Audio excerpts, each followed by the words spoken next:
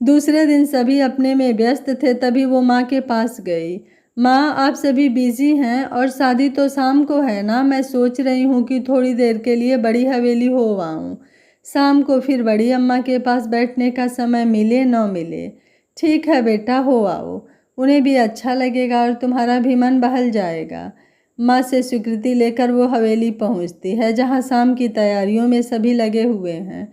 ठाकुर चाचा और बाकी लोगों से मिलकर वो बड़ी अम्मा का हाल पूछने उनके कमरे की तरफ चल देती। बचपन से इस जगह आती है तो हवेली के चप्पे चप्पे से वाकिफ है। बड़ी अम्मा के कमरे में बड़ा सा ताला देखकर वो चौंक जाती है। कहीं पर माँ ने तो बोला था कि हैं। फिर बड़ी अम्मा कहाँ चली गईं? तभी एक नौकर उसे आता हुआ दिखा। उसने रोक कर बड़ी अम्मा के बारे में पूछा तो वो शक पकाया। फिर उसे ले जाकर पीछे नौकरों के तरफ वाले हिस्से में एक छोटे से कमरे में छोड़कर चला गया। बड़ी अम्मा यहाँ इस हाल में वो रो पड़ी। टूटी सी चारपाई पर एक बेहद कमज़ोर काया पड़ी हुई थी। क्या स्थिति हो गई उनकी? उसने अपने बचपन में इस हवेली में उनका रुतबा देखा था और आज वो नौकरों के कमरे में। तभी उनकी खांसी से वो जैसे वर्तमान में आई। अम्मा, मैं पानी देती हूँ, कहकर वो कमरे में पानी ढूंढने लगी। चारपाई के पास ही एक पुरानी सी सुराही के ऊपर गिलास ढका हुआ था। नीरा ने जल्दी से पानी दिया। वो थोड़े से सहारे से उठी और पानी पीकर निढाल हो गई। कौन है? अपनी बूढ़ी आंखों से नीरा के चेहरे पर के कौन है? अपनी बूढ़ी आंखों को नीरा के चेहरे पर केंद्रित करते हुए बोली। अम्मा, मैं नीरू। नीरू बिटिया तू? हाँ अम्मा, पर आपकी ये हालत और आप यहाँ कैसे? मैं अभी ठाकुर चाचा से बात करती हूँ। रुक नीरू, किसी से कुछ मत बोल। मुझे मेरे कर्मों का फल भुगतना है। अच्छा है यहीं भुगत जाऊँ। ऐसा क्या किया आपने? किया है बेटा, अपने जीते जी अपने पति का घर छोड़कर पाप किया है, वो भी केवल अभिमान के कारण। नीरा की समझ में कुछ नहीं आ रहा था। बड़ी अम्मा ने फिर से बोलना शुरू किया। नीरू, मैं अपने पिता की बेहद लाडली थी। जिस समय लोग अपनी बेटियों को स्कूल भी नहीं भेजते थे, उस समय मेरे पिता ने मुझे हॉस्टल में रखकर पढ़ाया था। घुड़सवारी और निशानेबाजी सिखाई थी। मैं फर्राटेदार अंग्रेजी बोलती थी। मुझे सब सिखाया गया था। बस शादी के बाद पति के घर में कैसे रहना है ये नहीं सिखाया गया था। मैं ज़िद्दी, घमंडी और भी हो गई थी। मेरे पिता ने मेरी शादी में दिल खोलकर खर्चा किया, ज़रूरत की सारी चीज़ें दी, बस मुझे संस्कार देना भूल गए। संस्कार रहता तो शायद मैं अपने सास ससुर की इज्जत कर लेती, लेकिन पैसों के घमंड में एक दिन मेरे ससुर जी ने मेरे कमरे से मेरी दीवार घड़ी, जो मुझे मेरे पिता ने विलायत से मंगवा कर दी थी, उठवा कर बैठक में टंगवा दी। बस फिर क्या था, मैंने आओ देखा न ताओ, ये भी नहीं सोचा कि उस समय वहाँ कितने लोग मौजूद हैं। बाहर जाकर अपनी घड़ी उतार लाई और उनको सबके सामने भिखारी बोला। मेरे पति ने उनसे माफ़ी मांगने को बोला, पर मैं अपने अभिमान में चूर थी। बहुत घमंड था अपने पिता की दौलत पर।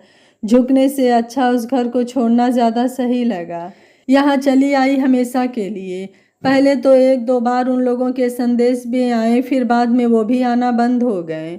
उन्होंने दूसरी शादी कर ली। आज अपने घर में होती तो नाती पोतों वाली होती, मेरी भी इज्जत होती। जब तक मेरे पिता और भाइयों का चला, मेरी भी हवेली में चली, पर अब भतीजों का राज है। आजकल कोई अपने माँ बाप को न पूछे तो मैं क्या चीज़ हूँ। जब से बीमार हुई यहाँ डाल दिया, कहते हैं बीमारी फैलेगी। बड़ी अम्मा फिर से खांसने लगी थी।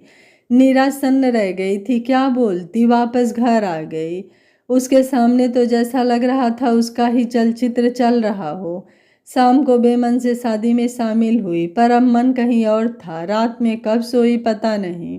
वो शीशे के सामने खड़ी है, एकदम से बूढ़ी हो गई, सफ़ेद बाल, झुकी हुई कमर। ये जगह कौन सी है? Store room? यहाँ तो कबाड़ रखते हैं, वो यहाँ क्यों है? तेज खांसी आ रही है, पानी पानी, पसीने में लथपथ उसकी नींद खुल जाती है। क्या हुआ नीरू, कोई बुरा सपना देखा क्या? माँ उसे पानी देकर पूछती हैं। ओ हाँ नहीं, वो अभी भी पसीना पोंछ रही थी। वो हवेली वाली अम्मा की जगह पर आज खुद को देख रही थी। अच्छा सुन, तू जल्दी से फ्रेश हो जा, फिर तेरा सामान स्टोर वाले कमरे में लगा ले। वो क्या है ना, अब तुम्हें यहीं रहना है तो अलग कमरा तो चाहिए ना। तो मैंने स्टोर की सफाई करा दी है, आज से तू वहीं रहेगी। वो चौंक जाती है, कहाँ नीरज और कहाँ उसका एसी बेडरूम और कहाँ वो स्टोर रूम। उसे अपना सपना सच होता हुआ दिखाई दे रहा है। वो फिर से पसीने में नहा जाती है। माँ से ये उम्मीद बिल्कुल भी नहीं थी। उसे रोना आ जाता है। अब अपनी सारी गलतियाँ शिद्दत से याद आने लगती है। उस दिन भी तो बाबूजी उसके और नीरज के बीच बीच बचाव ही कर रहे थे जब वो उन्हें मारने झपटी थी। अगर नीरज बीच में नहीं आते तो उसका हाथ उठ चुका था। इसी कारण नीरज मजबूर हो गए थे उस पर हाथ उठाने को। कोई भी औलाद अपने पिता की बेइज्जती कैसे देख लेता, पर वो ये छुपा गई थी। आज सब याद आ रहा था। नीरज बेहद याद आ रहे थे और घर भी। उसने अपना मोबाइल उठाया। नीरज की ढेर सारी मिस कॉल पड़ी थी जिसे उसने गुस्से में उठाया नहीं था। आज हिम्मत करके कॉल की। दूसरी तरफ से नीरज की आवाज़ आई, नीरा, कोई ऐसा करता है क्या? मुझे माफ़ कर दो और घर लौट आओ। मुझे और इस घर को तुम्हारी ज़रूरत है। उसकी आवाज़ सुनकर नीरज की हिचकियाँ बंध गई।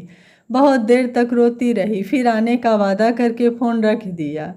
उसने फैसला ले लिया था, वो हवेली वाली अम्मा नहीं बनेगी। माँ, मैं अपने घर वापस जा रही हूँ। आप स्टोर में सामान वापस रखवा दीजिए। गर्व मिश्रित उसकी बात सुनकर माँ बोली, अरे तू वापस नहीं जाएगी, कभी नहीं। सोच ले, फिर मत कहना। उनके चेहरे पर हल्की सी मुस्कान थी जिसे नीरा नहीं देख पाई। नहीं माँ, मैं जा रही हूँ अपने घर। वो मेरा घर है और अब कभी कुछ नहीं कहूँगी। वो मुस्कुराते हुए नहाने चल दी। करीब 2 घंटे बाद उसने स्टेशन के लिए कैब बुलाई। माँ ने ढेर सारी चीज़ें बांधी। वो सबसे मिलकर चल दी।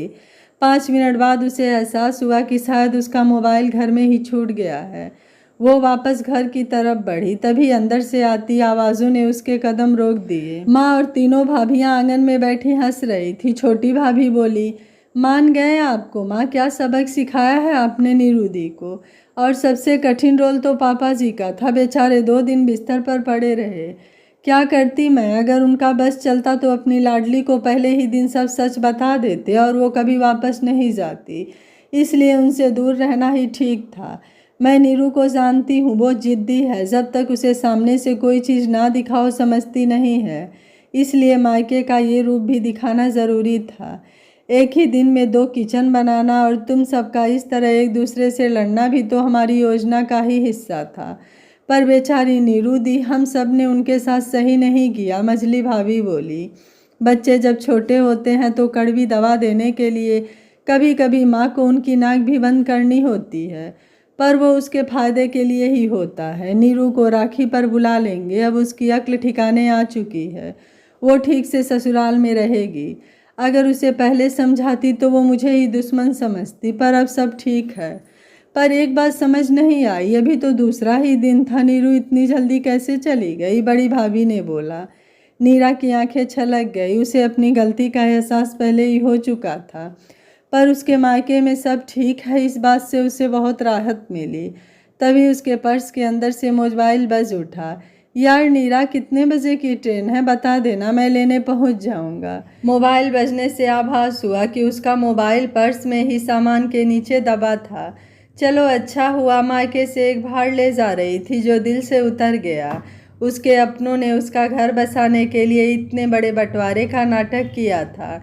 मेरी भाभियाँ अपने ननद का घर बसाने के लिए माँ के साथ मिलकर नाटक कर सकती हैं, तो क्या मैं अपना घर बसाने के लिए अपने परिवार के साथ मिलकर नहीं रह सकती हूँ?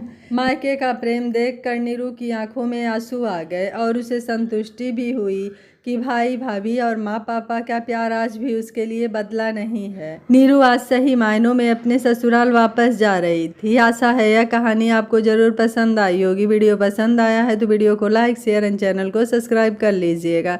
Thank you for watching. मिलते हैं अगली कहानी में।